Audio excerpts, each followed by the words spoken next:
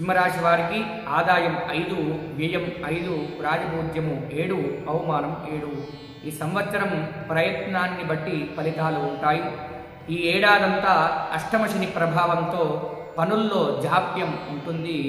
June 2 వరకు గురువు లాభస్థానంలో ఉండడం మీకు ఆనుకూలిస్తుంది.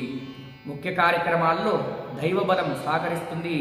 సమిష్టి నిర్ణయాలతో ఉత్తమ ఫలితాలు సాధిస్తారు. ఉద్యోగంలో కలిసి వస్తుంది. వ్యాపారం లాభదాయకం. ఇంట్లో శుభకార్యాలు జరుగుతాయి. మిత్రుల సాయం అందుతుంది.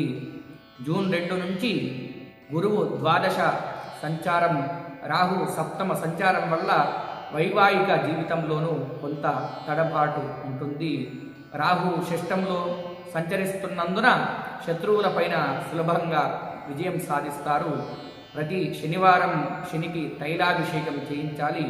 రోజు హనుమాన్ చాలీసా పఠించాలి. అంతా కూడా మంచి జరుగుతుంది.